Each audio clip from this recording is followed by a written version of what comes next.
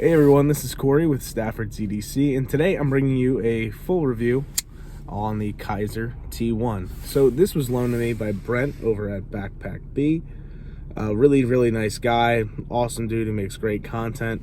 So please go and check him out on Instagram and on YouTube. I will link both of those of his in the description down below.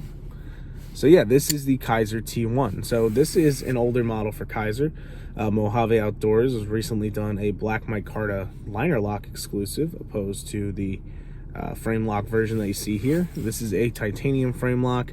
It's running on bearings, and this version is in S35 VN. Yes, S35 VN. I don't know if it's gonna focus or not because I don't use the front camera a lot, but it's right there, and I don't think it's going to, but it is right there. Labeled on the blade. You do have a lock insert, as you can see by the screws here, and a milled titanium pocket clip. So Kizer definitely did not skimp on this one. They definitely went all out in making a good knife, and that really shows in carry and use. So this knife ergonomically, I'm going to show you with my left hand here, wraps right around, and it's a perfect fit in my hand. Maybe a slightest bit tight up in these corners right here, but certainly not anything uncomfortable. You know, that fits my hand really well. And I wear a large size glove, and there's really no hot spots for me. The clip is fairly, it's flat.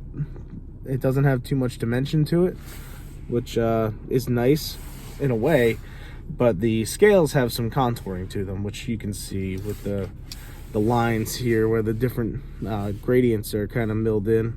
So it's not so much a contour as it is just a high point, and then it slopes down. But you know, it's definitely a curve. It's not just a straight line down. So it is some contouring that meets at a high point there.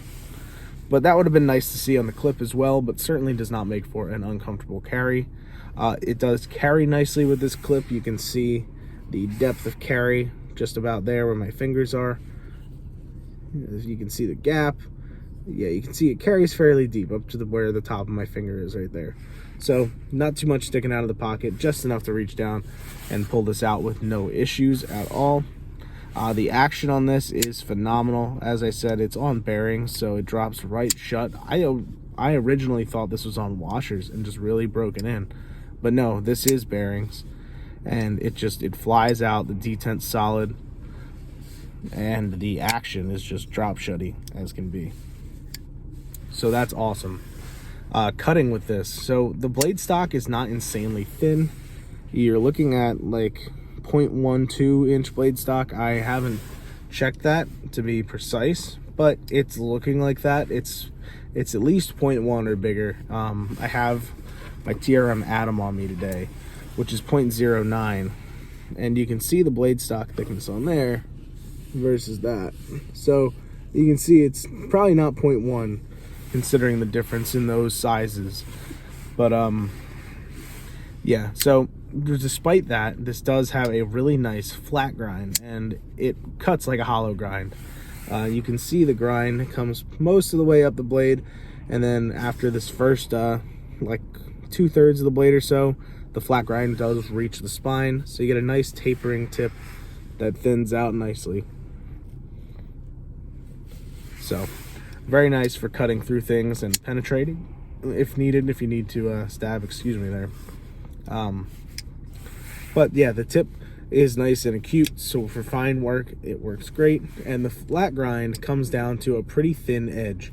Now I know this is going to have a hard time picking up on camera, but hopefully you can see just how thin this edge gets.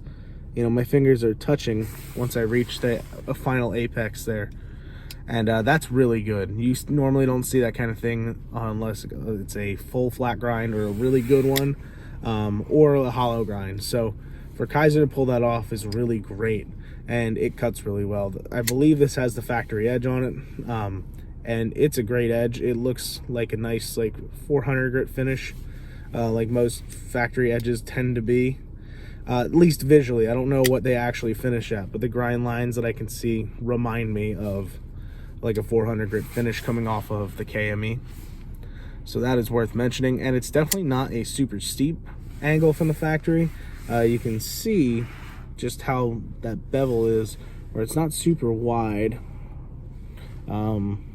It's fairly thin, the bevel, but it's also not crazy thin. I've seen some knives that the bevel's almost non-existent. Like take, for example, the Oz Machine Company Roosevelt.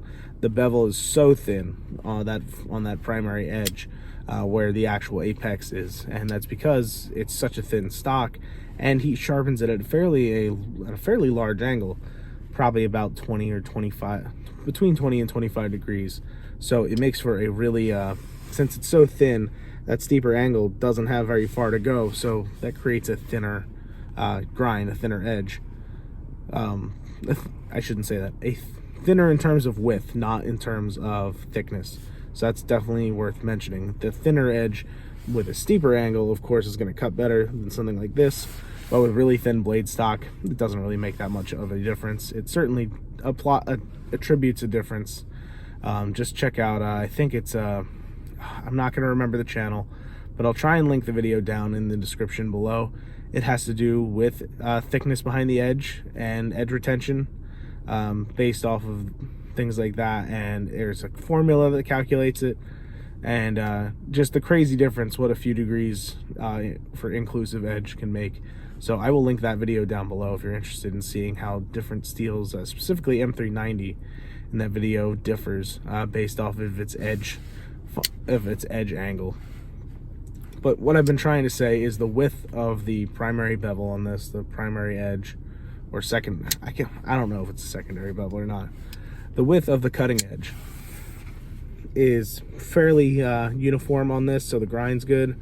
If it's not too thin, not too wide, so I suspect that they, ground this at like 20 or less degrees per side, which makes for a really acute edge and a really nice slicing action that lasts for a long time. I put this through a lot of cardboard, and there is not a dull spot on here. This is still sticky sharp all the way up and down the blade. Sorry, I'm running my finger behind it that you can't see behind the steering wheel here, but just really, really nice. And then one thing also worth mentioning is this does have a designer that says Messer Unicum, which you can't really see on here, probably not anyway.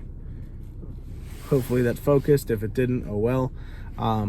It's just written right under T1 on the blade. I'll try it this way as well. So it's going to be in reverse, but it's right here. So that's just worth noting. Yeah, really, really nice knife. These have been discontinued, I believe, the titanium versions, but Mojave Outdoors does have an exclusive. Differences on that: micarta scales, black micarta, liner lock, and it is in 154 cm opposed to S35 VN, but it's only 80 bucks.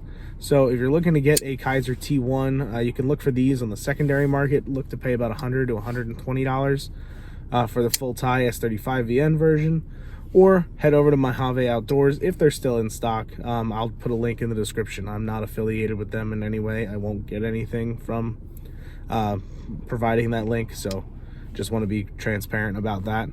But I will link them down below. They do sell through Amazon if you have a gift card for that, which I'm also not affiliated with Amazon, but I'll leave links directly to their site as well as the Amazon page below. And yeah, that's about it. This is a really, really great knife. Big thank you again to Brent from Backpack B for letting me check this out. And if you guys like it, go ahead and pick one up. And yeah, that's about all I have to say. So thank you guys so much for watching, and have a great rest of your day. Take care.